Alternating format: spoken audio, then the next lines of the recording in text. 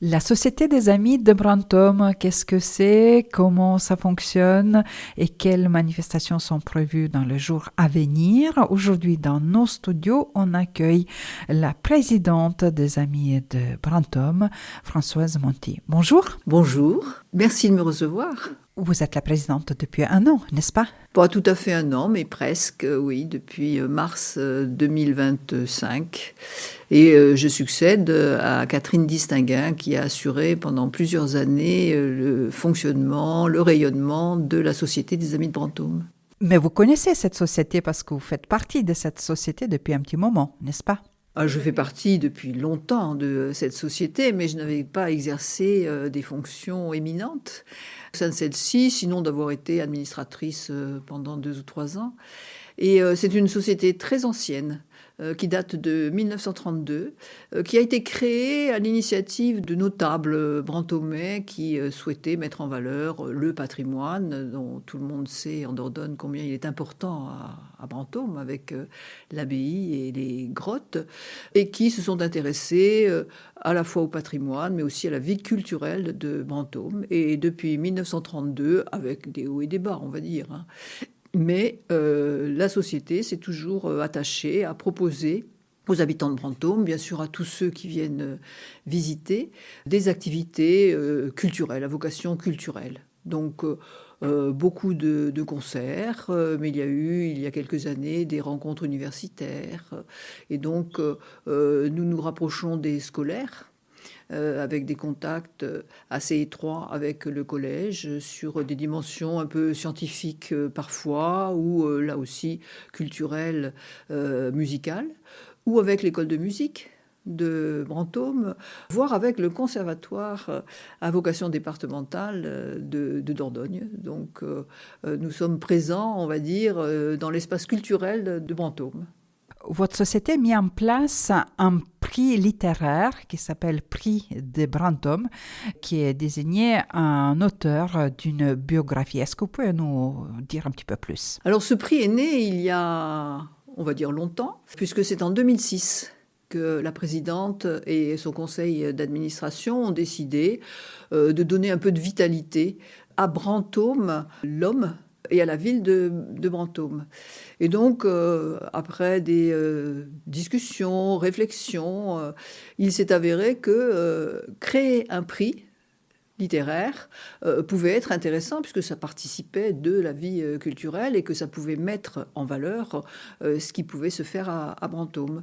Donc, en affinant l'idée, ils en sont arrivés à la création de ce prix de biographie littéraire, avec un règlement qui stipule que le biographé doit être décédé depuis plus de 50 ans, que la biographie doit être rédigée en français, et que l'auteur de cette biographie puisse venir recevoir un prix qui est remis donc par les Amis de Brantôme à l'occasion d'une jolie cérémonie, on va dire.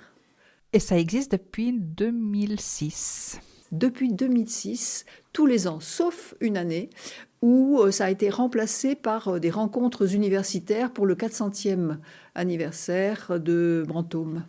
Donc 19 prix ont été remis à des auteurs très différents les uns des autres et traitant de personnages historiques, célèbres, ou au contraire de gens un peu plus anonymes, mais qui ont marqué leur temps sur des périodes bien définies. Et ce prix n'est pas vraiment lié à la ville de Brantôme ou le département de la Dordogne. Il est vraiment beaucoup plus universel, n'est-ce pas? C'est beaucoup plus universel, c'est beaucoup plus large, mais je peux dire un mot peut-être de la façon dont le prix est conçu.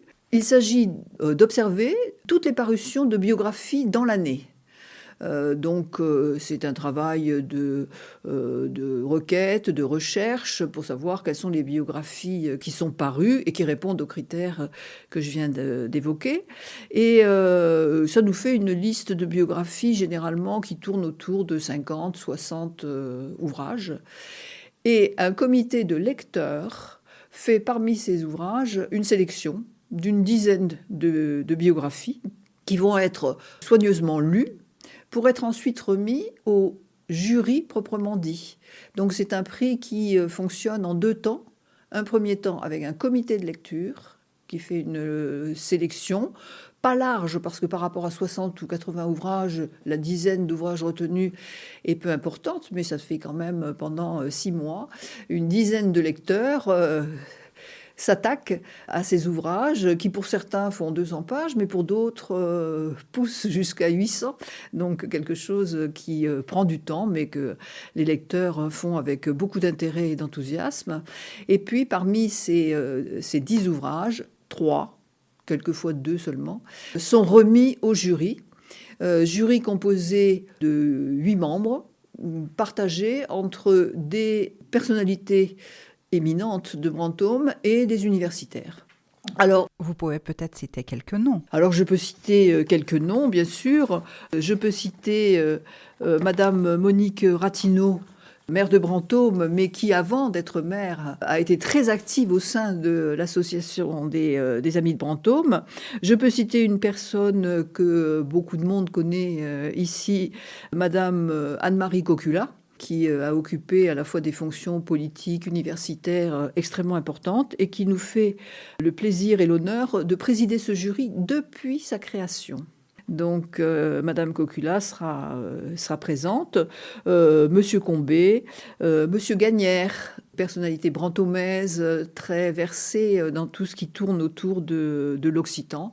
Et puis, un membre plus récent vient d'arriver, Monsieur Cazoran, ancien médecin qui écrit des ouvrages sur la médecine en Périgord, par exemple. Alors, je ne voudrais pas me tromper, mais je pense que c'est au 19e siècle. Il m'excusera si c'était un siècle avant. Et donc, ce jury se réunit et a sélectionné cette année un ouvrage, pas spécialement de Brantôme, encore que dans cette première dizaine de biographies que nous étudions, on s'attache d'une part à trouver des dames, pour respecter un équilibre. Une parité. Voilà, une parité, enfin approximative, on va dire, aussi bien sur les biographes que sur les écrivains, enfin les biographes. Et donc, dans cette première liste d'ouvrages, on fait souvent attention à ce qu'il y ait des personnalités de Dordogne, du Périgord, et on a choisi à plusieurs reprises des femmes qui, par exemple, sont parties, comme Jeanne Barret, sur un bateau pour accompagner un naturaliste, ou bien une des dames croquées par Brantôme, Isabelle de Ligneul, qui faisait partie de l'escadron volant des dames de Catherine de Médicis. Donc dans cette sélection, certaines n'ont pas été retenues comme ouvrage, mais c'est un souci, une préoccupation qu'on a, disons, de diversifier, sans que la tâche à Brantôme soit particulièrement étroite. Ceci dit, il est intéressant pour les gens qui accueillent, qui sont présents au moment de la remise du prix, de voir comment notre présidente de jury, Madame Cocula, arrive à faire le lien, quel que soit l'ouvrage qui a été primé, entre Brantôme, ses préoccupations, ses voyages, son positionnement politique, sa retraite. Comment elle arrive à faire le lien avec les ouvrages qui ont été choisis par le comité. Et aujourd'hui, malgré ce suspense envers nos auditeurs, mais vous savez déjà le nom de gagnant de prix 2025. Peut-être vous pouvez nous annoncer qui a gagné prix de Brantôme, désigné par la Société des Amis de Brantôme pour cette année 2025. Alors, vous voulez dévoiler le secret, donc? Peut-être nos auditeurs qui écoutent nous aujourd'hui viendront à cette remise de prix le 30 novembre, mais pour ceux qui nous écouteront après cette date, peut-être on va laisser cette exclusivité pour nos auditeurs des RLP. Voilà, tout à fait, et avec plaisir. Donc les deux ouvrages qui ont été retenus portaient sur des personnages du 19e siècle, Mérimée, par exemple, qu'a écrit Jean-Paul Charbonneau, qui est un écrivain pas très loin de chez nous, plutôt de Charente, et Émile de Girardin, donc deux personnages importants du XIXe siècle. Sans doute connaît-on mieux Mérimée, mais le jury a préféré donner la primeur à Émile de Girardin, un grand magnat de la presse au XIXe siècle, pas très connu, et pourtant un homme extrêmement présent sur la scène culturelle, économique du XIXe siècle. Donc nous récompenserons dimanche à 11h, dans la salle des mariages de l'abbaye de Brantôme, l'ouvrage qui s'intitule « Émile de Girardin, le Napoléon de la presse », qu'a écrit Madame Vrona. Peut-être vous pouvez donner quelques informations sur l'auteur de ce livre, comment elle a travaillé, comment elle a collecté les informations. Voilà, quelques mots sur l'auteur et nominé de ce prix de Brantôme. Alors, Madame Vrona, Madame Adeline Vrona, est un professeur des universités qui enseigne et cherche à l'université Sorbonne Université à Paris. Et elle fait partie d'un laboratoire qui traite de la presse et qui contient l'école de journalisme de Paris. C'est une spécialiste de la presse. Elle a travaillé sur Émile Zola, par exemple, en écrivant des ouvrages sur son positionnement en tant que journaliste. Et elle forme, bien sûr, des étudiants aux études journalistiques. Donc le parcours de cet auteur explique un petit peu son choix de cette biographie concernant Émile de Girardin, qui finalement est un petit peu oublié par le grand public, n'est-ce pas? Oui, un peu oublié. Pourtant, il a joué un rôle extrêmement important et il était connu de Théophile Gautier, Balzac. Il a joué un rôle très important. C'est un homme qui est parti de peu de choses, mais avait de grandes ambitions, qu'il a pu réaliser en partie en épousant sa femme, Delphine de Girardin, elle-même autrice, qui a beaucoup contribué à faire des articles pour les différents journaux qu'il a achetés, vendus, rachetés. Il était un homme peu de l'ombre, peut-être la raison pour laquelle on ne le connaît pas très bien, mais en même temps qui tirait beaucoup de ficelles et qui jouait un rôle très important. Il avait donc une très grande ambition, une ambition littéraire, culturelle, aussi une ambition économique, on va dire. C'est quelqu'un qui voulait gagner beaucoup d'argent, qui en a gagné beaucoup. Et qui est devenu un millionnaire. Qui est devenu millionnaire, mais qui en a perdu aussi, et qui a fini sa vie plus chichement que ce qu'il n'avait commencé, ou plus chichement qu'au fait de sa gloire.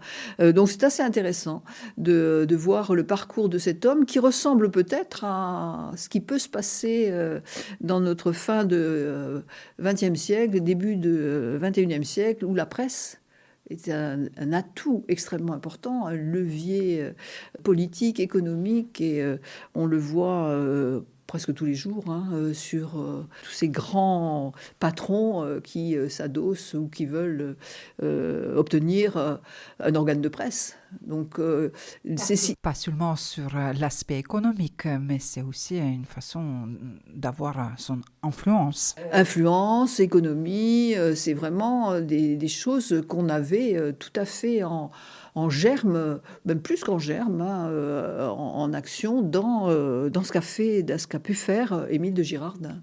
Vraiment, c'est assez intéressant de voir cette comparaison entre ce qui se passe maintenant et ce qui s'est passé à l'époque. Et encore aujourd'hui, on parle de modèle Girardin, donc c'est une possibilité avoir le paiement de publicitaire si le nombre de lecteurs est assez important. Donc, publicitaires aussi peuvent payer beaucoup plus cher. C'est un genre double paiement pour la presse écrite qui est toujours valable aujourd'hui.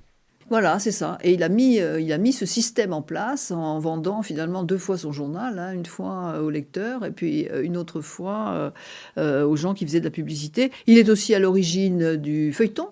Feuilletons comme des gens comme Balzac qui écrivaient à la ligne pour subvenir à leurs propres besoins. Et donc c'est lui qui a mis en place ce système d'attirer le lecteur par un récit qui suit un fil dont on a envie de connaître le déroulement.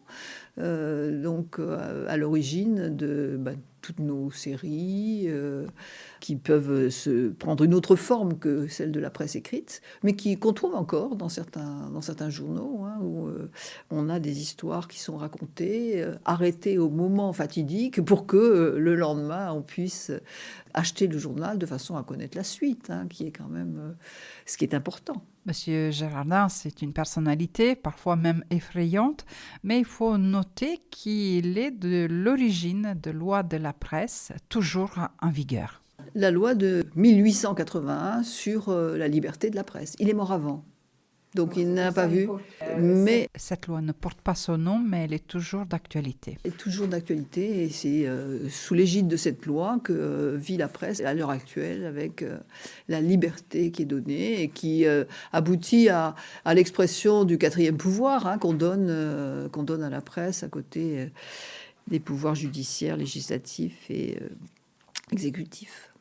Ce prix va mettre en lumière le travail biographique et en même temps, il va mettre en avant le travail de votre société parce que le livre vendu dans les librairies portera et porte déjà le bandeau avec l'inscription « Le prix des amis de Brantôme ». On joue dans la cour des grands. On joue dans la cour des grands. D'ailleurs, par le passé, des prix que nous avions décernés ont reçu aussi des prix, y compris celui de l'Académie française.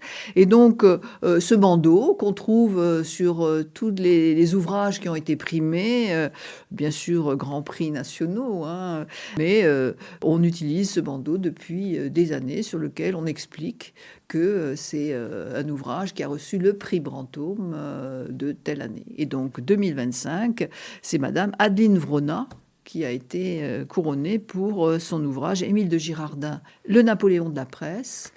Et puis peut-être inciter vos auditeurs à venir pour assister à la cérémonie. Elle est ouverte à tout le monde et elle a lieu le dimanche 30 novembre, donc le dernier dimanche de novembre, à 11h, dans le lieu prestigieux de la salle des mariages de l'abbaye de Brantôme, donc sur le quai Charlemagne.